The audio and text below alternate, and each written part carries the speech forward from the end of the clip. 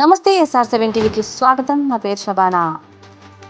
అదుపు తప్పిన RTC bus, redo తప్పిన ప్రమాదం, డ్రైవర్కు స్వల్ప గాయాలు. తిరుపతి జిల్లా సత్యవేడు ఏపీఎస్ఆర్టీసీ బస్సు అదుపు తప్పి వ్యవసాయ పొలంలోకి దూసుకెళ్లిన సంఘటన నాగలాపురం మండల పరిధిలో గురువారం రాత్రి చోటు చేసుకుంది. స్థానికుల సమాచారం మేరకు వివరాలిలా ఉన్నాయి.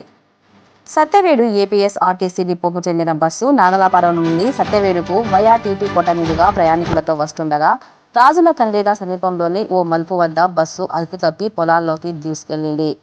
బస్సు రోడ్డు పక్కన కాల్వలో నుంచి మెట్ల కొమ్మలను, చెట్ల కొమ్మలను, ఫెన్సింగ్ రాళ్లను ఈడ్చుకుంటూ 100 మీటర్ల దూరం అవతల ఉన్న పొలంలోకి వెళ్లింది.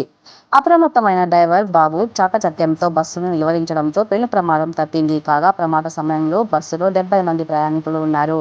డ్రైవర్ చేతికి స్వల్ప గాయాలయ్యాయి. అయితే గుంతలమయంగా మారిన నాగలాపురం టీపీ కోట రోడ్డులో బస్సులను నడిపేందుకు డ్రైవర్లకు అగ్ని పరీక్షలా మారింది.